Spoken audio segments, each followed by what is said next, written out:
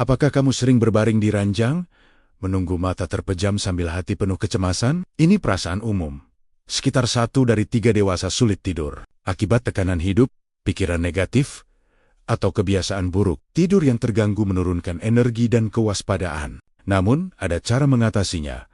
Gabungkan pengetahuan medis modern, CBT, relaksasi, hygiene tidur dengan kebijaksanaan stoik kuno. Dalam video ini, kita akan kupas tuntas penyebab susah tidur, kutipan stoik inspiratif, serta teknik praktis agar tidur lebih nyenyak, semuanya disajikan dengan bahasa ringan dan relatable. Penyebab susah tidur. 1 faktor gaya hidup, pola tidur tidak teratur, paparan cahaya biru dari handphone atau TV, dan konsumsi kafein atau alkohol di malam hari mengganggu produksi melatonin hormon tidur 1-2. Kamar tidur yang bising, terang, atau terlalu panas juga menyulitkan tidur. 2.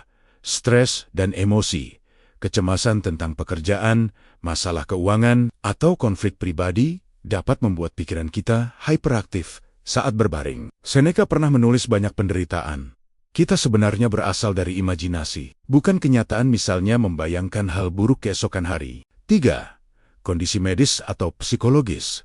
Depresi, gangguan kecemasan, nyeri kronis, sleep apnea, atau penyakit lain juga memicu insomnia. Usia lanjut dan tekanan hormonal atau menopause juga rentan membuat tidur terganggu. 4. Akibat kesulitan tidur, memecah siklus tidur, menyebabkan lelah dan fungsi otak menurun keesokan hari. Tanpa penanganan, insomnia kronis bisa memicu masalah kesehatan serius. Prinsip stoikisme untuk mengatasi insomnia. Stoikisme mengajarkan agar kita fokus pada hal yang bisa dikendalikan, pikiran dan sikap, dan menerima yang tidak bisa diubah. Misalnya, Epictetus berkata, manusia tidak terganggu oleh kejadian eksternal, melainkan oleh cara pandangnya terhadap kejadian tersebut. Artinya, rasa gelisah saat tak kunjung tidur sebenarnya lebih dipicu oleh penilaian kita. Saya nggak akan bisa esok hari daripada oleh insomnia itu sendiri. Dengan mengubah cara pandang, misalnya, berpikir meski tidurku kurang, aku masih bisa menata hariku. Kecemasan bisa berkurang. Kutipan-kutipan stoik berikut akan diaplikasikan agar kita tetap tenang saat susah tidur. 1. Epictetus Enchiridion. Jangan mengharapkan dunia terjadi sesuai keinginanmu, melainkan inginkanlah apa yang terjadi sebagaimana adanya, maka hidupmu akan baik-baik saja. Aplikasi. Daripada panik karena tidak bisa tidur saya gagal, terimalah keadaan. Pikirkan bahwa bangun keesokan harinya dengan energi seadanya juga masih oke. 2. Marcus Aurelius Meditations. Kebahagiaan hidupmu bergantung pada kualitas pikiranmu. Jaga pikiranmu agar tetap positif. Parafrasa. Aplikasi. Jaga agar pikiran sebelum tidur terisi hal-hal menenangkan. Hindari memikirkan masalah tanpa henti. Fokuslah pada napas atau hal-hal yang disyukuri. 3. Seneca surat kepada Lucilius. Kita lebih sering menderita dalam bayangan daripada kenyataan. Aplikasi. Sadari bahwa banyak ketakutan kita termasuk susah tidur berasal dari khayalan. Bayangkan skenario terburuk, lalu ingatlah betapa jarang hal tersebut benar-benar terjadi. 4. Seneca manusia menderita lebih banyak dari yang seharusnya, karena ia menderita sebelum waktunya. Aplikasi, insomnia sering membuat kita khawatir akan konsekuensi keesokan hari, padahal belum tentu seburuk bayangan. Jangan menambahkan penderitaan di kepala sebelum waktunya. 5. Epictetus Enchiridion.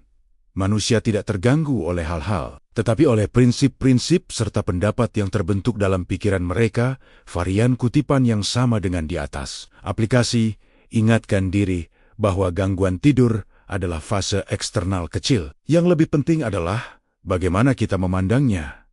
Jadikan ini latihan bersikap tenang dan bijak, bukan bencana. Teknik relaksasi dan terapi. CBT, Cognitive Behavioral Therapy for Insomnia. Terapi berstruktur meliputi restriksi tidur, stimulus control, dan cognitive restructuring. CBT adalah pengobatan non-farmakologis paling efektif untuk insomnia kronis. Hasilnya sebanding dengan obat tidur besar, tetapi tanpa efek samping atau ketergantungan.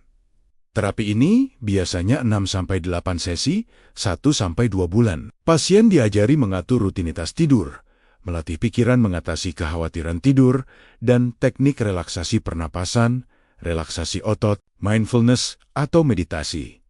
Latihan kesadaran fokus napas, meditasi, yoga ringan, dapat mengurangi kecemasan yang memicu insomnia. Studi menunjukkan tambahan mindfulness 4-12 minggu menurunkan gejala kecemasan atau depresi pada penderita insomnia. Efeknya bertahap, tapi membantu menenangkan pikiran sebelum tidur. Relaksasi pernapasan, teknik seperti napas perut dalam misel 4-7-8 breathing meningkatkan aktivitas saraf parasimpatik, menurunkan detak jantung, dan ketegangan. Cukup beberapa menit melakukan tarik napas panjang lambat dan hembuskan.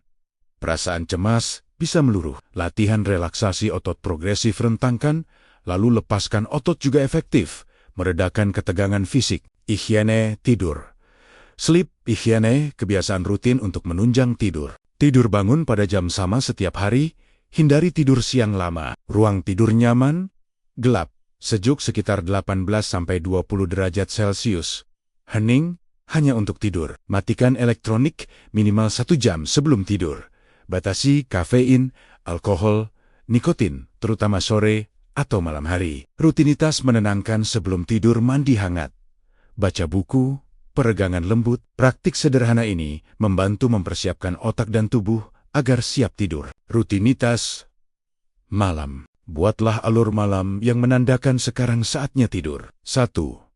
Matikan layar 1 jam sebelum tidur handphone, TV. Cahaya biru menghambat melatonin. 2. Lingkungan nyaman, redupkan lampu, atur suhu kamar 20 derajat Celcius. Jauhkan suara bising. 3. Relaksasi ringan. Lakukan peregangan lembut, mandi hangat, minum teh tanpa kafein. Bisa juga sesi singkat meditasi atau menulis di jurnal perasaan sore. 4. Teknik pernapasan. Sebelum masuk kasur, cobalah napas dalam teratur, hitung 4 detik in, 4 detik tahan, 6 detik out. Fokus pada sensasi napas agar pikiran tenang. 5. Waktu tidur konsisten. Pergi tidur dan bangun di jam yang sama setiap hari, termasuk akhir pekan. Setelah 1-2 minggu, tubuh akan terlatih merasa ngantuk pada waktu tersebut. Susah tidur memang menantang, tapi Anda tidak sendiri dan ada solusi. Mulai terapkan teknik-teknik tadi secara konsisten. Jika kesulitan berlanjut, jangan ragu konsultasi dokter atau terapis tidur. Jika video ini bermanfaat, tekan like, subscribe, dan share ke teman yang mungkin membutuhkannya.